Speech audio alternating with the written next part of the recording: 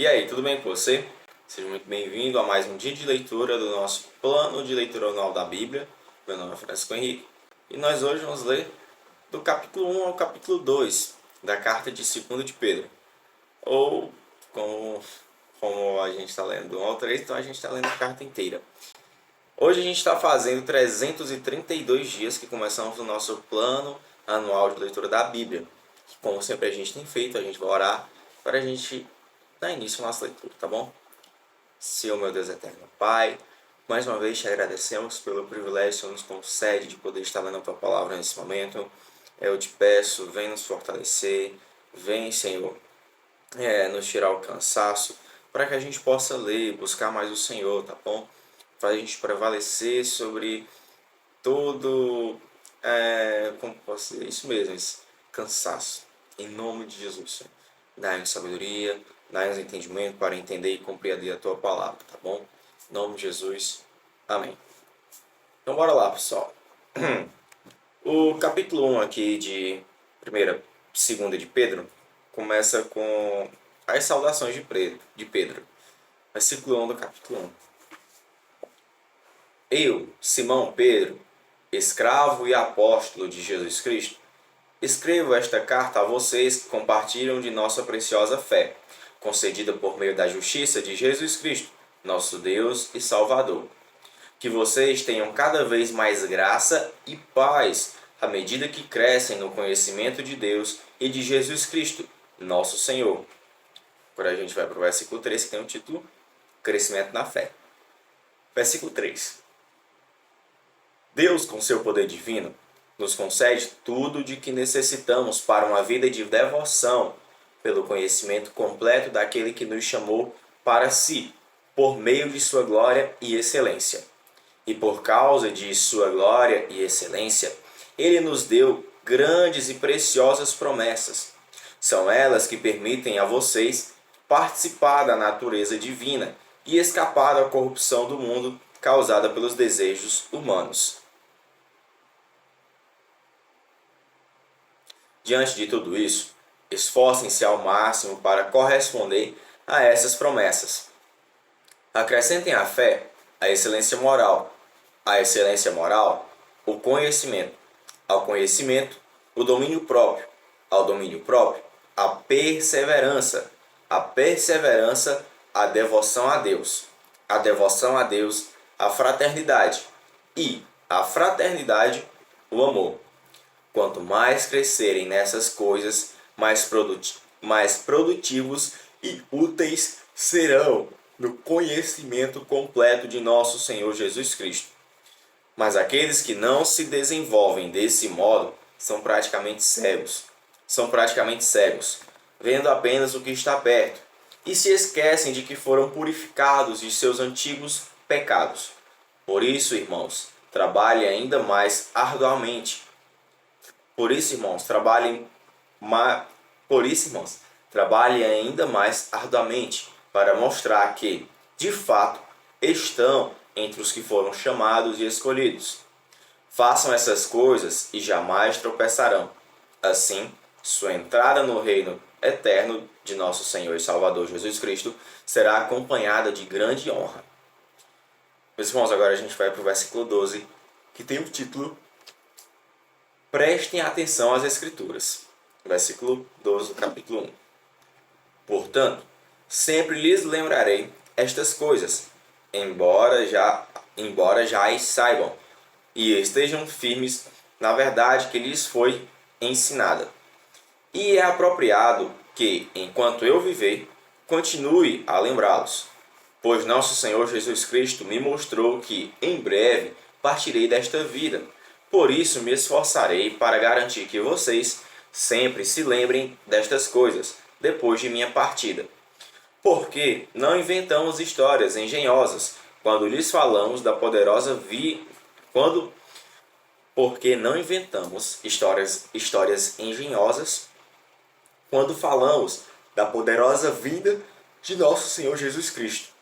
Vimos com os próprios olhos seu esplendor majestoso, quando ele recebeu honra e glória da parte de Deus, o Pai. A voz da glória suprema A voz da glória suprema de Deus lhe disse: Este é meu filho amado, que me dá grande alegria. Nós mesmos ouvimos essa voz do céu quando estávamos com ele no Monte Santo. Além disso, temos a mensagem que os profetas proclamaram, que é digna de toda confiança. Prestem muita atenção ao que eles escreveram, pois suas palavras são como lâmpada que ilumina um lugar escuro, até que o dia clareie e a estrela da manhã brilhe no coração de vocês. Acima de tudo, saibam que nenhuma profecia nas Escrituras surgiu do entendimento do próprio profeta, nem de iniciativa humana. Esses homens foram impulsionados pelo Espírito Santo e falaram da parte de Deus. Meus irmãos, agora a gente vai para o capítulo 2, que tem o título O perigo dos falsos mestres. O perigo dos falsos mestres. Perdão aí, meus irmãos. Versículo no capítulo 2. Contudo, assim como surgiram falsos profetas entre o povo de Israel, também surgirão falsos mestres entre vocês. Eles ensinarão astutamente heresias destrutivas e até negarão o mestre que os resgatou, trazendo sobre si mesmos destruição repentina. Muitos seguirão a imoralidade vergonhosa desses mestres, e por causa deles o caminho da verdade será difamado. Em sua ganância, inventarão mentiras astutas para explorar vocês, mas eles já foram condenados há muito tempo, e sua destruição não tardará. Pois Deus não poupou nem os anjos que pecaram. Vou até repetir. Pois Deus não poupou nem os anjos que pecaram. Ele os lançou no inferno, em abismos tenebrosos, onde ficarão presos até o dia do julgamento. Não poupou o mundo antigo, mas protegeu Noé, que proclamava a justiça, e 7 pessoas de sua família, quando destruiu com um dilúvio o mundo dos perversos. Mais tarde, condenou as cidades de Sodoma e Gomorra e as transformou em montes de cinzas, como exemplo do que acontecerá aos perversos. Em contrapartida, resgatou Ló, tirando-o de Sodoma, por ser ele um homem justo, afligido com a vergonhosa imoralidade dos perversos ao seu redor. Sim, Ló era um homem justo. Cuja alma justa era atormentada pela maldade que via e ouvia todos os dias. Vemos, portanto, que o Senhor sabe resgatar das provações os que lhe são devotos e, ao mesmo tempo, manter os perversos sob castigo até o dia do julgamento. Ele é particularmente severo com aqueles que seguem desejos e instintos distorcidos, desprezam a autoridade. Tais indivíduos são orgulhosos e arrogantes e atrevem-se até a zombar de seres sobrenaturais. Já os anjos, muito maiores em poder e em força, não ousam apresentar diante do Senhor uma acusação de blasfêmia contra esses seres. Os falsos mestres são como criaturas irracionais, movidas pelo instinto, que nascem para apanhar e morrer. Nada sabem sobre aqueles a quem insultam.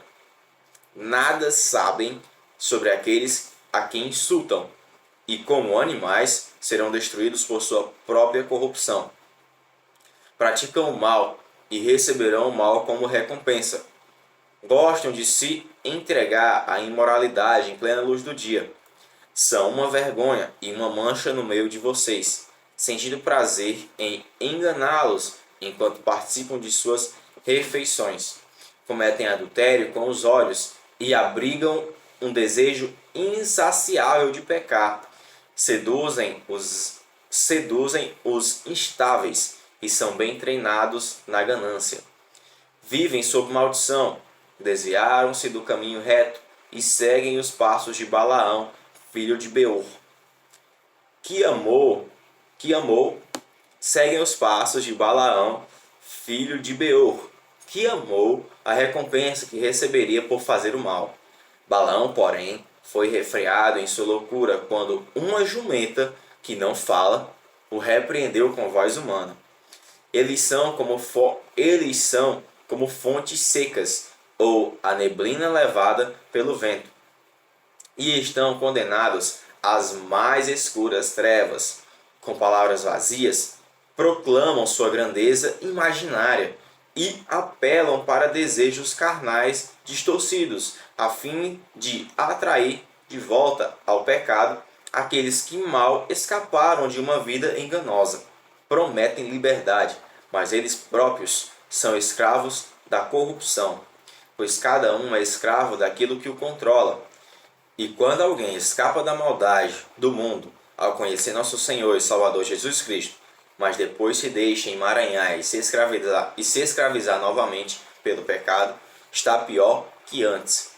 Teria sido melhor nunca haver conhecido o caminho da justiça, do que conhecendo, rejeitar a ordem recebida para viver de modo santo. Nele se confirmam os provérbios. O cão volta ao seu próprio vômito, e a porca volta e revolve-se na lama. Meus irmãos, agora a gente vai para o capítulo 3, que tem o título O Dia do Senhor se aproxima. Versículo 1 do capítulo 3.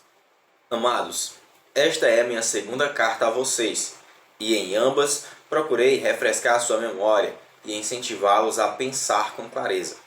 Quero que se lembrem do que disseram os santos profetas muito tempo atrás, e do que ordenou nosso Senhor e Salvador por meio dos apóstolos que lhes enviou. Acima de tudo, quero alertá-los de que nos últimos dias surgirão escarnecedores que zombarão da verdade e seguirão os próprios desejos, dizendo: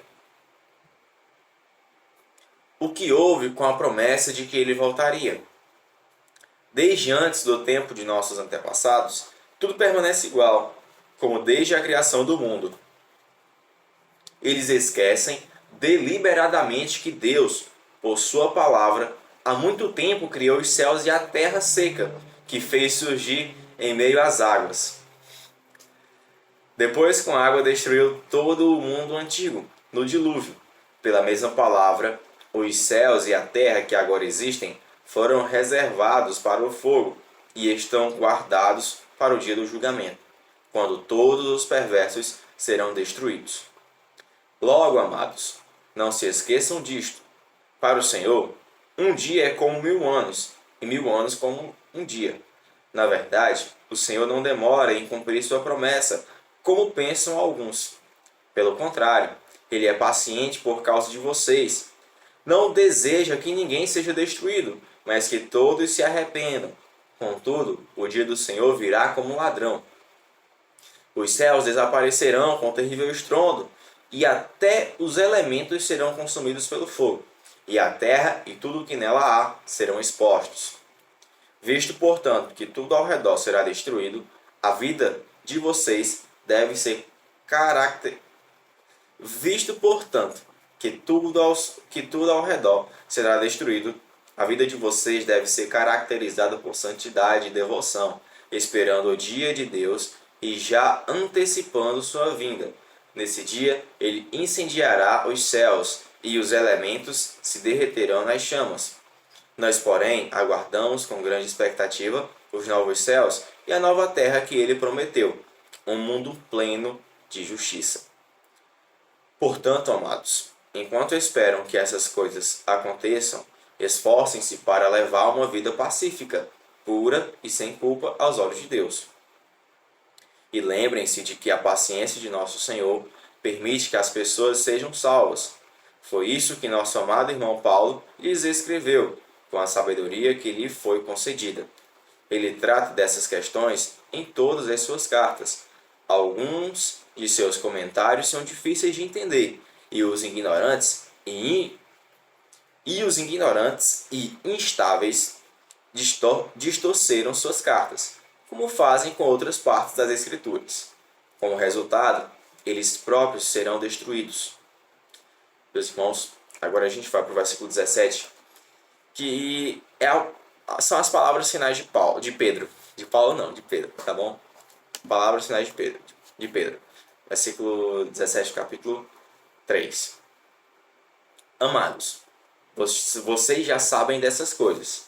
Portanto, estejam atentos, a fim de que não sejam levados pelos erros desses perversos e percam sua firmeza.